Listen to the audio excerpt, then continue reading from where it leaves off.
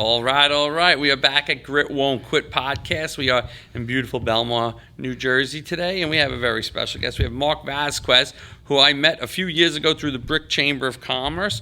Welcome to Man. coming on. Thanks for coming on today. So you your story's pretty good. I think that it's going to be a great conversation and great for our audience. So we met through the chamber, but you've been a brick guy your whole life. All my life, man. Born and raised. Born and raised in Brick, and you still live. Brick-tucky. And you still live in Brick. I still live in Brick. And you man. still love it. Still love it. Love my town. Love our All community. right. So let's kind of just go right into it. You started the business very young. Yeah, man. So I left high school, was working for another company. We had turned their company after taking over. In 6 months, there was 800 franchises around the world, and we made our store the #1 franchise in the world. And so, How did you do that? well, we focused on two major aspects. Number one was leadership, and number two was good training. Right? If you want to grow a business, if you want to grow anything, you have to have good people. And a lot of times we get too caught up in the management part and we forget about our people. So developing our people was the biggest focus for us. We trained them how to not just be sales representatives, but how to be consultants. And that changed our business. And mind you, this was just a Tell people what you were doing. Yeah, so we were selling cell phone cases that came from China for 35 cents and we had to flip it and sell it. And from nothing, we were not even in the top 100 globally in the franchises, and we became '1 in 6 months. We just started focusing on what people needed more than just trying to push something, right? You go to the mall and you hear the guy with the hand lotion, try this, and I hated that. I hated that perspective. And so I said, let's pull back. Let's consult them on what they actually need. And buying cell phones wasn't cheap, and it's still not cheap, right? And so how do we protect that? And so we kept that in mind, and that focus really helped our team realize that it was just beyond selling just a cell phone case. We were selling something that mattered to people, which was their cell phone. It was an extension of who they were. And so that mindset changed, and these guys were making a killing in commission, and we just had a good time doing it. So, Now, you were a young person. You were young to know that kind of leadership and that kind of training aspect. That's not something that a 19-year-old guy is going to... Yeah. I was... in high school, my first job was Dunkin' Donuts, and it was the worst job I ever had. The management was abusive, would leave me alone when it was illegal to leave me alone and run the store, and so I recognized at an early age that how important leadership was. And so I promised the owner of the company, I said, I promise you I'll never be like you, and I always make sure that if I'm management that I take care of my people. So my mindset in high school, program called DECA, which was for a business program, just put me in that mindset of growth. I left high school, did 2 semesters of college, was on the dean's list, honor roll, and realized college wasn't for me. So me and my friend, we took a $5,000 investment, opened up our first kiosk. A few months after that, we opened up our first brick and mortar store, and then we franchised in Georgia. And so we were really excited to be able to take something from nothing, build it all by hand, and grow it into a successful company. Wow. Yep. So. And how long did you do that? So we had that starting. We realistically started back in 2012, but we formed a company in 2014. Mm-hmm. And then from there, we finally sold off the company at the end of 2022. So. Yeah, it was a good run, man. Good run, 8-year run. It was a great run. So something we never thought would last that long. It was really meant for just like, let's just get something off the ground and go. And it was just something our community loved. People needed it, and we continued to serve until the day we realized that it was time to sell. So, yeah, man. It's good that you knew it was time to sell. Yeah. I think a lot of people get scared or, think that it's a defeated moment, right? We just recognized that the market wasn't going where we wanted to go. It wasn't something that we believed that that was our calling, I guess you could say, and so it was time. It was an amazing run. It paid our bills. It gave us the opportunity to go on vacation and experience life, and I regret none of it. It was one of the best experiences. And you've learned a lot that you could take into other areas now with you. Absolutely. Everything was, people are always afraid to fail. Failing is literally a stepping stone to the next thing, right? So, and we get too caught up on that a lot of times. So yeah, totally. I couldn't agree with you more. So then you kind of spun that into your consulting? Yeah. So I met my beautiful wife, and her and I wanted to figure out what type of business we could do together. And she's the introvert, I'm the extrovert. She's behind the scenes. I'll be out there, and we'll do whatever we got to do. You're front and right? center on camera. Front and center, right? You love the camera. So, our focus was, and it happened. We formed our business right before the pandemic started. Okay. And we recognized that people were going to need help. And so we started getting into, I had done a lot of marketing for my business prior, so we helped some businesses with marketing. And then there were some friends of mine that said, hey, you know what, we want to open up a business, but I don't know how to do it. And it can get very complicated, especially when you go online, you go to places like LegalZoom, nothing against them, but you're paying for so much that you don't even understand what you're paying for. And it doesn't help you map out, how do you deal with a lease? How do you deal with registering? How do you get your tax ID? All of that. Now, you could pay someone to do it, or you could learn about it first and then make the decisions that are best for you. And so one of my proudest consulting opportunities was, it's called Barberia Studios, which is a barbershop in Marlboro. These two young gentlemen, Marvin and Rico, Marvin came from a really crazy world outside of the U.S. where life was rough. Came to the U.S. for opportunity and had nothing, and he sat with us, him and Rico, and they said, we want to build a barbershop. They put in all the work that they had to do, and we went piece by piece until they were comfortable in saying, let's sign this lease, let's get this going. And now they have a very successful barbershop in Marlboro, and that's great. I'm very proud of them, man. They're living the American dream, and that's what we all hope for, right? Yeah, so that's awesome. It's awesome. So, and then you've been involved with other startups that through Cali-Vazquez that so your goal is really that startup group, right? That's our focus. I mean, a lot of times there are consultants that are there for almost everything, right? But when you only maybe have $100 in your pocket, or maybe you only have $1,000 for the idea, how do you go about that? How do you even start it? And so our focus wasn't let's make it rich, right? I mean, unfortunately, in New Jersey, you can't live off of one income, right? And if you do, good for you. But if not, for most of us, we have to have multiple streams of income. And so it wasn't something for us to get rich. It was something for us to enrich ourselves.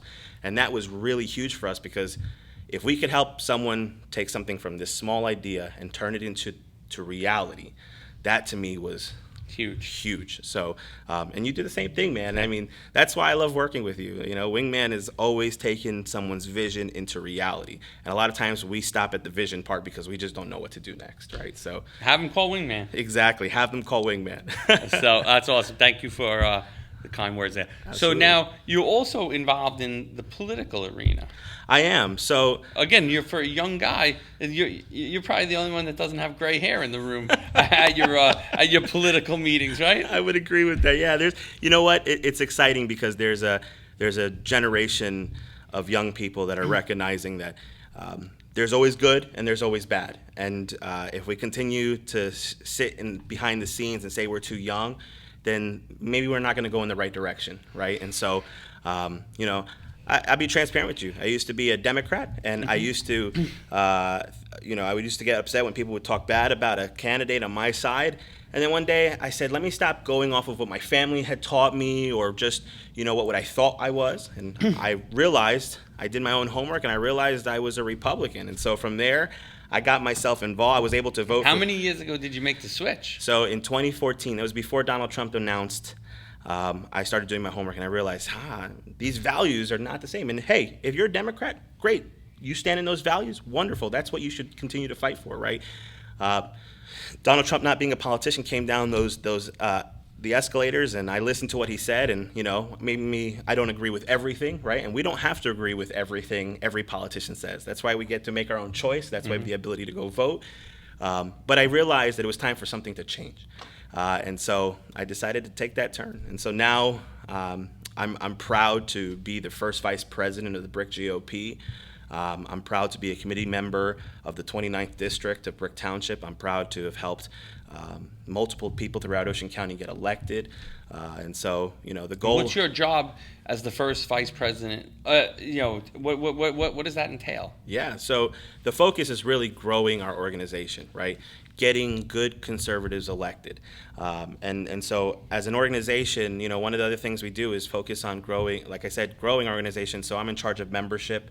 I'm in charge of ensuring that if the president is unable to do her job, maybe she's on vacation, something happens, I'm there to fill in. And so we keep the ball rolling, right? And it's, again, we may disagree, we may have different ideas, but that's the beautiful part about this country, that we could disagree, but we can work together, right? And so this is the moment for, whether you're on the left or the right, that we need to unite, right? We need to focus on what's best for our country, and that to me is really huge. And so I can care less what the media says. I really care about what happens in our towns. And so many people are worried about the president, but it's your mayor, it's your school boards. Those things impact our everyday lives. So I always say that. I always say, like, it's too far away. It's too far removed. I get, again, I work in Manasquan and Belmar, and know what's going on at the county level, because that's what's going to help you on a day-to-day basis. Yeah. Knowing the mayors, knowing, when they did the Belmar grand opening, the mayor came, and since we've done work for the mayor for Belmar,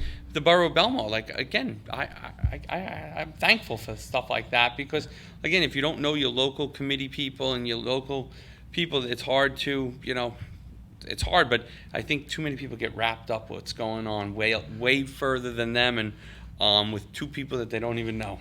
Exactly, right. And most of the times you're not going to shop in Washington, D.C., you're not paying your bills in D.C., right? So I have a strong saying that it may end in Washington, D.C., but it starts here at home first. And that has to be everybody's focus, because everything is impacted locally. We may not notice it, but it does. It is. And again, it's getting behind the local people that make the town and make things successful here. Yep. I could tell you this: I never thought in my entire life this would be my life. Mm-hmm. Never. Are you happy? But I'm very happy, and I'm happy that I'm realizing that I'm not the person that's making all the changes, but the little bit that I'm doing and the little bit that everybody's doing is making the changes that we really need here locally. And so, and I'm proud of the young people that are stepping up, and I'm hopeful that more young people realize that their vote does matter, their voice and their opinion does matter. And AARP is going to have to change their targeted marketing if you get more young people involved. They sure are. Never thought of that. Huh? I never did, and then we have to do a partnership with them, right? Hair Club for Men is going to have to change who they go after.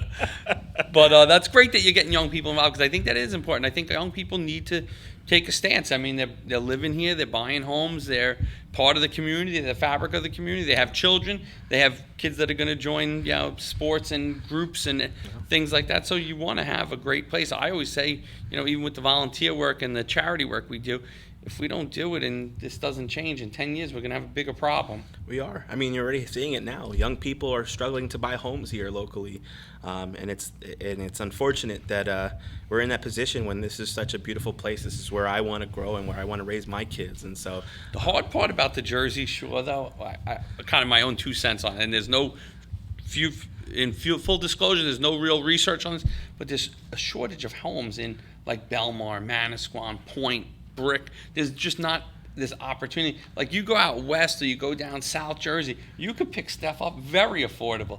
It's just that's not where the people that live in this area and their parents live in this area and you grew up in this area want to live. Like, no, people don't want to move 45 minutes, 50 minutes west of Manasquan. But the reality is that's where there's, but, and I even think, like, when I look at like a Barnegat or a Forkett River or Lenoka, I feel like that's brick of 20 years ago. Yeah. Like, that's when brick first got popular 20 years ago, from people coming from the city and from the boroughs and from North Jersey, they came down to brick, and now brick got so popular. Yeah. Now I feel like those towns south of us, in the Barnegat, Lacey, Forkett River, Lenoka area, that's brick of 20 years ago, and that's going to build up.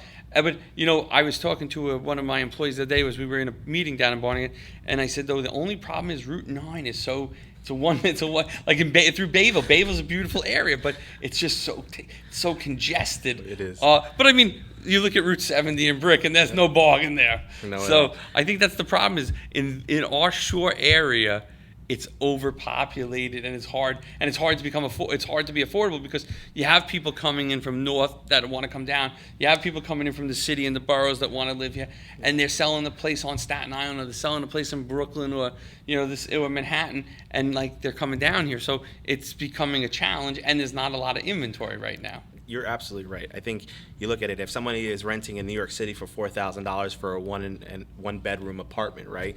And that might be excessive. Let's say $3,000. You can get yourself a whole home for $3,000. Now, the average person around here is not going to spend that because that's a lot of money, Yeah. right? Especially if you're middle income. I think Ocean County Commissioner Frank Sadeghi, I had a conversation with him, and he basically told me, in the next few years, we're going to grow in population, and we need to start looking at how we're going to change our infrastructure and improve it. And so they're already thinking about that. They're thinking about how do we expand Route 70 and Route 9. And so those are good leaders. Those are leaders who are thinking beyond, their funders and, all the donations that they get. They're thinking about the people. And that's what I care about. At the end of the day, I don't care about whether it's left, right. It's about what's right for us. So. Yep, and I think that as time goes on, that will get better. Yeah. And I think that there's going to be some boomers that decide they're going to move. Absolutely. But right now with the interest rate high, it's a tough situation between inflation, the interest rate. But as the interest rate goes down and people want to sell their house because they want to go do something else, right now people don't want to go buy and get a mortgage for a higher rate. So there's a lot of little things going on. But as building continues to pick up, as outside this area, as boomers retire, I think that there will be some great places for people to live in Monmouth and Ocean County. I agree. I wish one of the ideas I had, I wish we can take a 55 plus and turn it into a startup community, Yep. right? And so they're doing that out in Michigan, and where they're creating these communities where it's for first-time home buyers and they're young people. And so we have to get there, right? We really need to look at, we don't want to overdevelop and be too crammed in small spaces, right? Right now in Brick, there's been bungalows that are going for $400,000 plus. I would never spend that, right? I mean, but if you have to, you have to. And if that's the lifestyle you want to live. So we have to really think about what the future is going to look like for all of us. And you're absolutely right. As we go further south, there's more opportunity. But I'm a Brick forever man. I got you. I totally get it. But I was in Barnegat the other day, and I saw some places that they're doing a lot of redevelopment down there, and I hope that people will see that. And again, with people working more in the office, it is a little bit longer of a commute, but if you could get something that you can call your own, that will be great. Yep. Home owning is one of the greatest wealth generators for all Americans. Mm-hmm. And so, and it's foundational. And so, hopefully we don't get to a place where, all the big corporations are buying everything up, which has been a big issue. And they're creating more renters than homeowners. And they needed maybe some regulation on that. Yeah, those things I think is a little bit dangerous when you have a monopoly of these big corporations that could buy houses and they're pushing people out, right? And then they're renting it to the wrong people, and then you just change your community. So, there's so much that we have to fix. That's a podcast in of itself. Exactly. So let's talk about, you also do marketing for the political, the municipal, so kind of touch upon that, what's your game plan there? Yeah, so we have a company called DDPA, and the focus is realistically, for too long we've had, whether it's political, whether it's civics, municipal organizations, the way we've presented information no longer can be a flat one page, right? And sometimes, one page is enough, right? But being flat, not connecting, not being able to understand what the information, how to find. One of the worst things is government websites. I don't know if you've ever been on one, but it is the worst thing you've ever gone on. And you click something and you're trying to figure out how to get something information, and you end up on 15 different pages, and then you find out you weren't even going in the right direction. Why not update your website? Why not add a chatbot that's going to not only relieve the cost of having to pay for people to answer those questions, but be able to make sure that the people who are looking for the answers get the answers when they need it. And so, and then being clean. I think that's, as we've developed over the years, we expect 4K. We expect clean-looking pieces. We expect information that is digestible, not something that I have to study, research, and ask ChatGPT to explain it to me, right? So, for us, it's about presenting in a way that meets the needs of today. Mm-hmm. And that's all DDPA is creating marketing that makes sense for everyone. And again, it's not about who's left, who's right. It's about making sure that whoever you're trying to speak to understands what you're saying, so that they can make an informed decision and take their next steps. So awesome. Yep. So you got a lot going on. I sure do, man. I love. I think you love the hustle. Yeah, we have. This thought comes to me every single day. I think about all the generations before us, the thousands of years that they've lived, and for us to be here today, it is a miracle in my mind, right? And sometimes we take that for granted. And so I recognize that I have this much time in this life here to do what I want to do. And there's going to be some people that'll be written in history books. And there's just going to be some people that'll leave a legacy that changes a foundation of people. Some people will do whatever they want to do and leave no legacy, and that's up to them, right? But I've decided that I want to leave a legacy behind, and that for my family, for my community, and so there's no time to waste, man. I love it. I love it. All right, so as we wrap up here today, let people know where they can find you. If it's, for you, since you're in multiple places, it might be a LinkedIn page, it might be your website DDP page, it might be whatever you want it to be, your phone number, whatever you want it to be, so that if anybody's interested in any of the stuff you're doing, how they can find you. Yeah, I mean, if you need anything, whether your municipality is putting out a bid or you're a politician or civic group or an organization, you can find us at ddpacampaigns.com. That's ddpacampaigns.com. You can give me a call at 732-581-1408. We're here. I mean, the goal is that our community is the shining light on the hill, right? And that's not just Bricktown. That's the community of business owners. That's the community all around here. And so I every time I have someone who needs something, guess what? I'm telling them your name, and that's what we should be doing. I love your enthusiasm. You always have a positive. You're always in a good mood every time I see you. Life is too short to, there's moments, there's times where it's tough, but I don't even want to believe that happens. But it is important for all of us to just really focus on how do we get to the next step, how do we grow, and that's life. I man. love it. So, I hope a lot of young people listen to this and get inspired, because Marc is an inspiration. Like I said, I met him 2 years ago or 3 years ago at a Brick Chamber of Commerce event, and he came up to me, never met me. They were giving a Wingman an award, and he goes, "I'll be in touch with you." And I kind of looked at him like, what? Okay. But he has been in touch with me. I've done some work for him. We've done some work collaboratively, and I look forward to continued success, because every job we've done together, our job is to knock it out of the park. Appreciate you, Thanks, man. brother. Absolutely. Thank you. Thanks for coming in. Thank you.